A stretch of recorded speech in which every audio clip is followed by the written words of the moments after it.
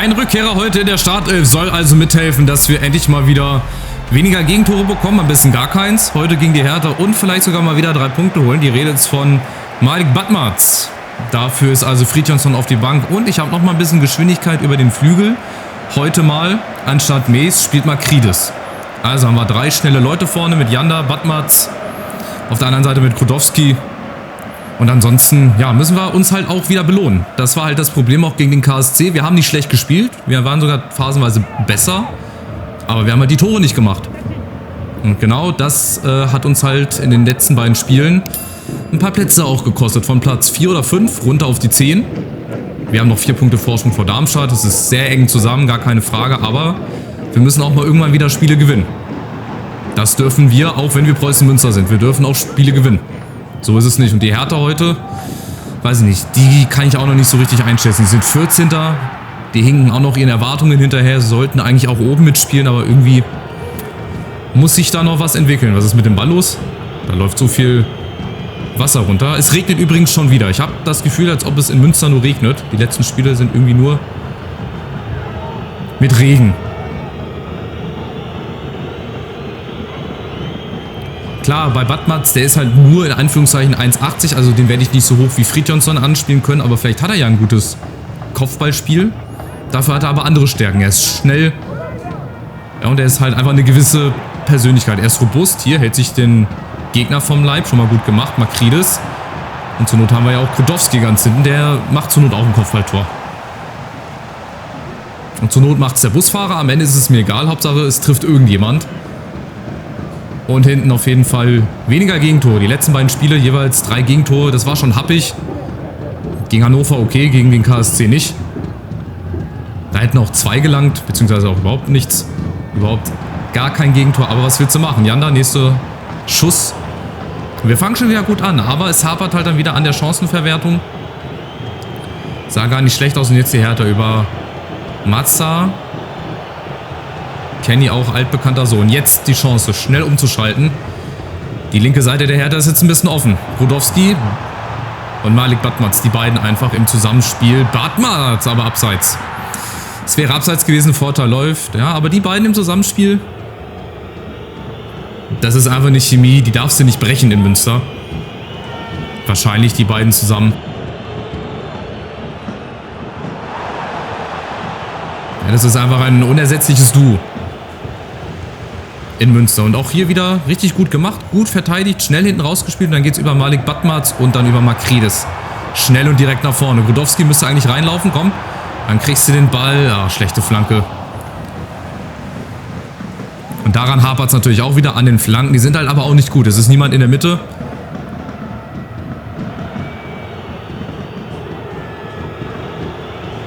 Und die Hertha kommt über Schuler auch ganz leicht gemacht. Jetzt fehlt Kirkeskov, Achtung, wieder die Chance 50-50, Cooles ist dazwischen und dann der Fehler.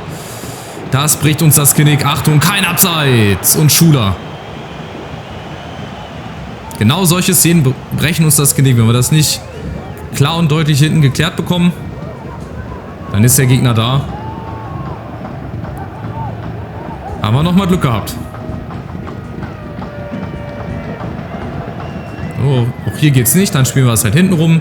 Andere Seite ganz schnell, 1, 2 Kontakte höchstens. Da ist die Lücke. Schade, der Ball, wenn der halt ankommt, so Bälle müssen halt ankommen.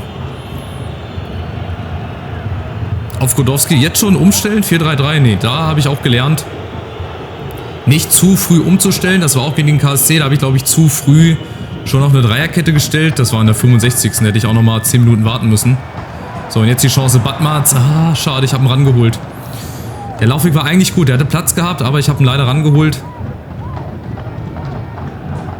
Dass er da entgegenkommt, naja. Nächste Chance, überhaupt keine Zeit, mich darüber aufzuregen. Oh, Krudowski. Ist dazwischen. Ja, jetzt hakt es mal kurz zwischendurch am Bild. Ich hoffe, dass sich das gleich wieder legt. Und dann geht es wieder über die rechte Seite. Der Horst, Partov, sieht alles schön und gut aus, aber nach vorne hin.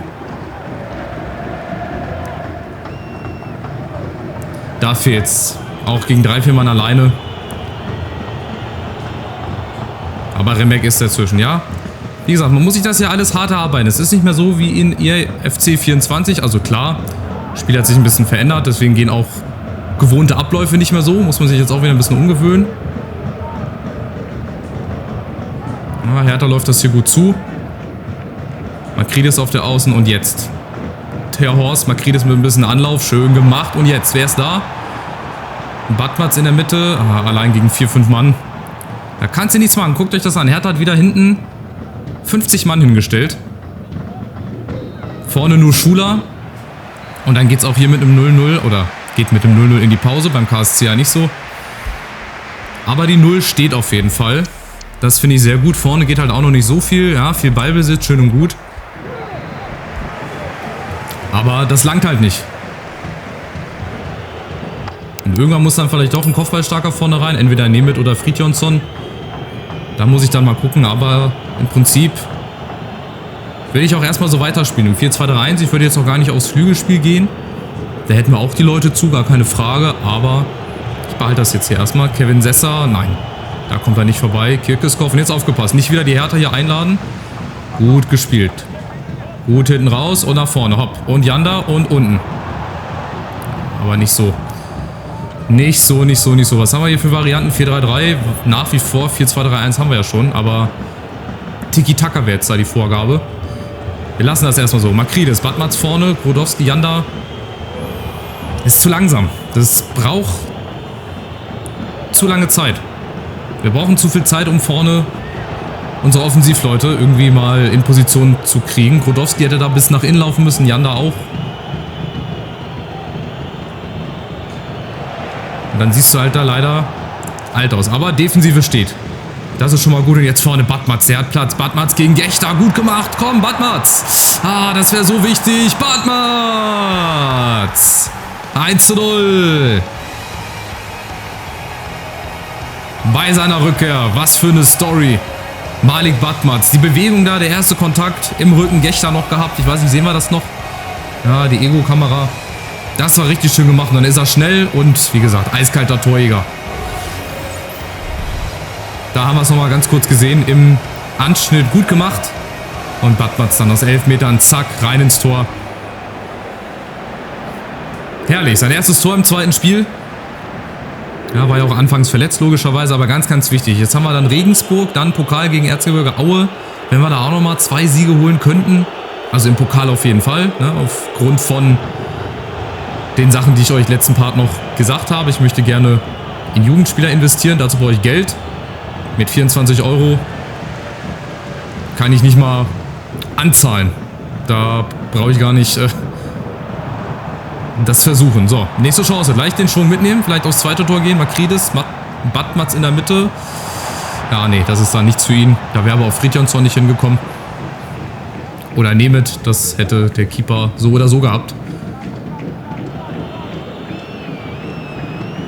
Und jetzt will ich mich auch gar nicht hinten reinstellen. Ich will weiter nach vorne spielen. Ich will den Schwung hier mitnehmen, aufs zweite Tor gehen. Aber natürlich auch gleichzeitig hinten schauen, dass ich den Laden nicht unnötig aufmache. Schuler. Oh, das ist zu einfach. Schuler. Cool ist. Oh, ins Leere geschickt.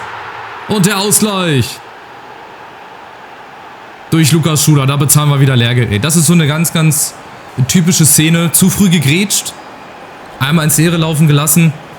Hier, der darf da auch gar nicht durch. Da muss vorher jemand drauf. Das ist natürlich ganz eiskalt gemacht. Und dann aus der Drehung ins kurze Eck. Lukas Schuler. Boah, das ist bitter. Du stehst eigentlich richtig gut. Du lässt so gut wie gar nichts zu. Vielleicht 1, 2 kleinere Chancen und dann kassierst du wieder so ein Ding, ey. Nicht zu fassen, aber okay. Weiter, wir haben noch Zeit. Wir haben noch Zeit, jetzt 25 Minuten. Achtung. Ne, Pressing gehe ich nicht. 5-4-1 spiele ich auch nicht. Also werde ich es erstmal beim 4-2-3-1 belassen.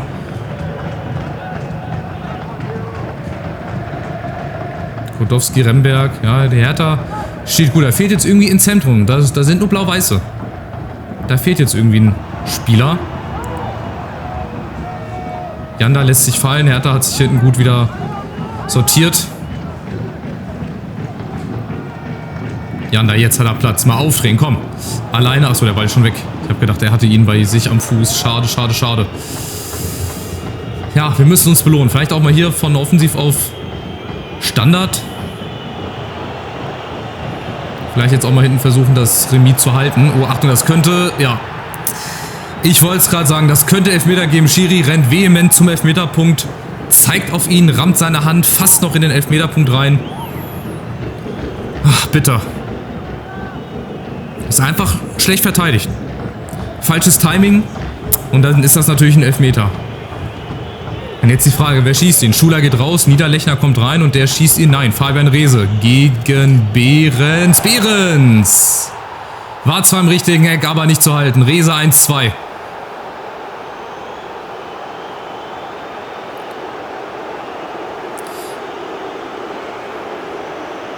Wir zahlen ganz schön Lehrgeld in den letzten 3 Spielen. Einfache Fehler, die bestraft werden. Die Grätsche vom 1-1. Falsches Timing hier im Zweikampf und dann gibt es 2 Gegentore. Einmal zum Mitnehmen, bitte.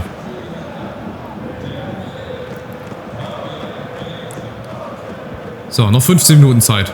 Ganz, ganz bitter. Ach, guck mal, Reese, erstes Tor im 10. Spiel. Da haben wir doch den Spieler, auf den ich im letzten Part schon gewartet habe. Aber wir haben noch ein bisschen Zeit. Komm. Batmatz, Krodowski, bisschen Bewegung vorne. Batmatz läuft durch. Ja, kommt nicht ran, aber Janda kriegt den Rebound. Kriegt den zweiten Ball. Hendricks. Krodowski, Remberg. Wir sind jetzt viele Leute vorne. Hier muss mal Remberg jetzt rankommen. Komm, lass mal einen raus. Remberg! Um Gottes Willen! Ach du Scheiße! Willkommen zurück im Münster. Nikolai Remberg. Das erste Traumtor dieser Karriere. Mein Gott. Da war ganz viel Frust mit dabei. 20, 25 Meter am Arsch geleckt. Zack. Tor des Monats. Würde ich sagen. Was für eine Bude. Was für ein Hammer. Vom Rückkehrer Nikolai Remberg. Da war der Platz. Und dann war es mir auch irgendwann zu viel hier. 5, 6 Mal vorm Strafraum quer zu spielen und nochmal quer zu spielen. Da musste auch mal so ein Gewaltschuss raus. Der klappt natürlich nicht immer, aber in dem Fall natürlich schönes Tor. Absolutes Traumtor. Und jetzt die Frage, ob wir es komplett gedreht bekommen. Jetzt sind wir drinne. Jetzt haben wir nochmal 5, 6 Minuten, wo wir ein bisschen Gas geben müssen. Batmatz vorne wieder frei. Schöner Ball, Batmatz. Ah, diesmal nicht. Schade. Kann er sich nicht durchsetzen. Nicht so wie bei der Führung. Aber wir sind jetzt da in den Zweikämpfen. Batmatz, komm. Wir müssen nachrücken, Jungs. Wir haben jetzt so eine gute Chance. Achtung, da ist er wieder. Ne, da ist Janda. Batmatz, kein Abseits. Batmatz. Und? Kriegt er den Rebound? Nein, natürlich nicht.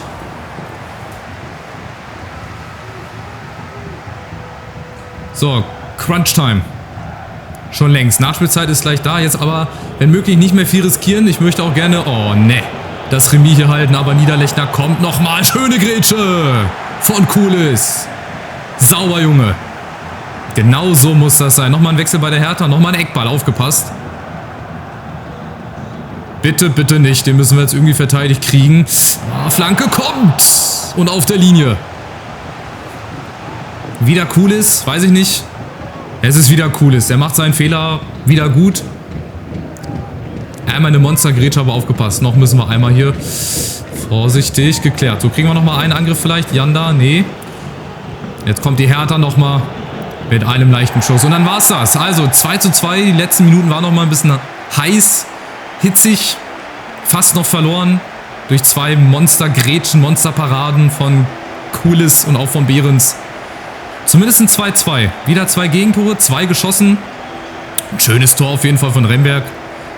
Müsst ihr euch jetzt noch 10 Mal angucken bis zum nächsten Part und dann immer mal wieder ein Punkt und irgendwann fällt dann auch mal wieder ein Sieg vom Laster. Und am Ende geht dieses Unentschieden auch in Ordnung. Also ich glaube, wir waren in der ersten Halbzeit ein bisschen besser, Hertha in der zweiten.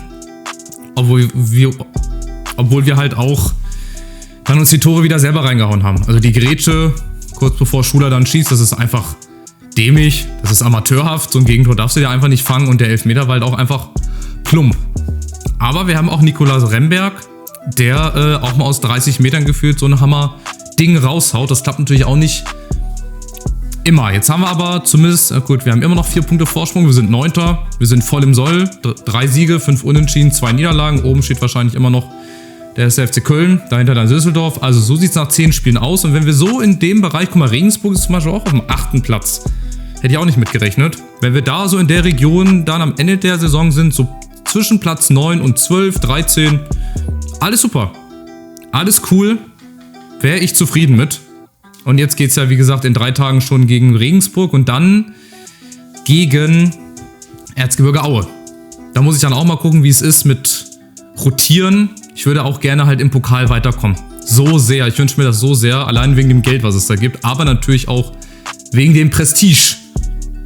Ja, einfach ins Achtelfinale einzuziehen. Dann hätten wir auch schon mal unser Ziel, was uns der Manager vorgegeben hat, hätten wir erreicht.